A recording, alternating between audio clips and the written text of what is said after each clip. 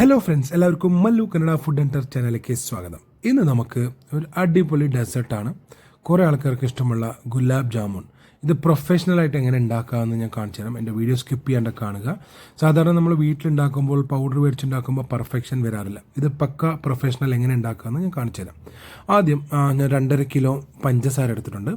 അതിനകത്തേക്ക് നമ്മൾ വിരൽ മുക്കുമ്പോൾ നമ്മുടെ വിരലിൻ്റെ 2 വരയുടെ അത്രയും വെള്ളം ഒഴിച്ച് നല്ല രീതിയിൽ തിളപ്പിക്കണം. സോ അത് നല്ല രീതിയിൽ തിളച്ച് ഒരു സിറപ്പ്, ഒരു ചെറിയൊരു കട്ടിയുള്ള സിറപ്പ് ആവുന്നേരം തിളച്ചിട്ട് ഓഫ് ചെയ്യാം. അപ്പോൾ അത് മാറ്റി വയ്ക്കാം. ഇനി നമുക്ക് വേണ്ടത് 1 കിലോ കോവ, പിന്നെ കുക്കിംഗ് സോഡ, 350 ഗ്രാം മൈദ. ഇത്രയും മാത്രമാണ് ഇതിൻ്റെ ചേരുവകൾ. അപ്പോൾ കോവ സെലക്ട് ചെയ്യുമ്പോൾ നല്ല ബ്രാൻഡിൻ്റെ സെലക്ട് ചെയ്യുക. മേടിച്ച ഉടൻ തന്നെ നമ്മൾ ഉപയോഗിക്കാൻ പാടില്ല. ഒരു 20 മിനിറ്റ് റൂം ടെമ്പറേച്ചറിൽ വയ്ക്കുമ്പോൾ ഇതേ രീതിയിൽ സോഫ്റ്റായി കിട്ടും. ഇനി ഈ സ്പ്രെഡ് ചെയ്ത കോവയ്ക്കകത്ത് 350 ഗ്രാം മൈദ ഇടാം. ഓക്കെ, 350 ഗ്രാം അളന്നിട്ട് തന്നെ ഇടണം, കൂടാൻ പാടില്ല. കൂടിയാൽ ചിലപ്പോൾ ആ ജാമുൻ്റെ കൺസിസ്റ്റൻസി കറക്റ്റ് ആവില്ല.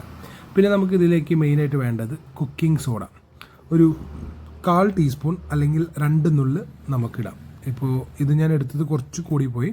അപ്പോൾ നമുക്ക് വേണ്ടത് 1/4 ടീസ്പൂൺ അല്ലെങ്കിൽ ഒരു 2 നുള്ള്, നമ്മൾ കൈ കൊണ്ട് 2 നുള്ള് ഇടുക. ഓക്കെ, ഇത്രയുമാണ് ഇതിൻ്റെ മെയിനായിട്ടുള്ള ഇൻഗ്രീഡിയൻസ്.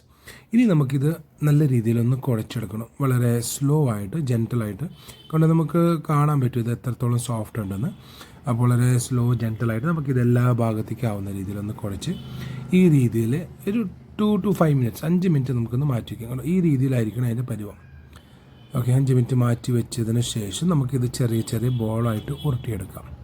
അപ്പോൾ ഞാനിപ്പോൾ എടുത്തിട്ടുള്ളത് മീഡിയം, കുറച്ച് വലിയ സൈസാണ്. കസ്റ്റമറിൻ്റെ ആവശ്യപ്രകാരം കസ്റ്റമൈസ് ചെയ്തവർക്ക് വലിയ സൈസ് വേണമെന്ന് പറഞ്ഞുകൊണ്ട് ഞാൻ വലിയ സൈസാണ് എടുത്തിട്ടുള്ളത്.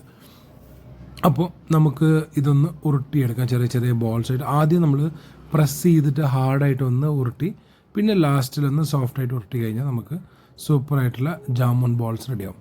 അപ്പോൾ നമ്മൾ നേരത്തെ കുഴച്ച് വെച്ച ജാമുൻ്റെ ബോൾസ് എല്ലാം നമുക്ക് ഒരു സൈഡിലേക്ക് മാറ്റി വയ്ക്കണം. ഓക്കെ, കണ്ടോ, ഇതേ രീതിയിൽ നമുക്ക് നല്ല സോഫ്റ്റായിട്ട് ബോൾ. അതേസമയം നമ്മളൊരു എണ്ണ ചൂടാക്കാൻ വേണ്ടി പാത്രം വെച്ചു, എണ്ണ ഒഴിച്ചു.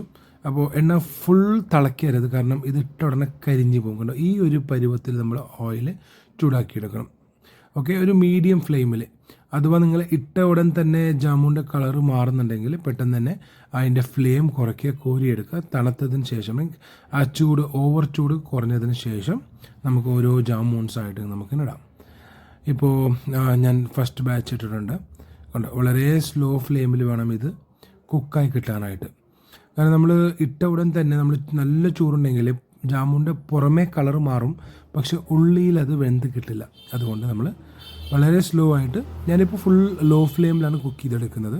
അപ്പോൾ അതിങ്ങനെ പതിയാണ് അതിൻ്റെ കളറ് മാറി വരുന്നത്. നിങ്ങൾക്ക് കാണാൻ പറ്റും. കണ്ടോ, പതിയെ അതിൻ്റെ കളറ് ഓരോ സ്റ്റേജായിട്ട് ഇങ്ങനെ മാറി ആ ഒരു ഗോൾഡൻ കളർ അല്ലെങ്കിൽ ഗോൾഡൻ ബ്രൗൺ ആവുന്നവരെ, അല്ലെങ്കിൽ നല്ല രീതിയിലൊന്ന് മൊരിഞ്ഞ് വരുന്നവരെ ഒന്ന് വെയിറ്റ് ചെയ്യാം.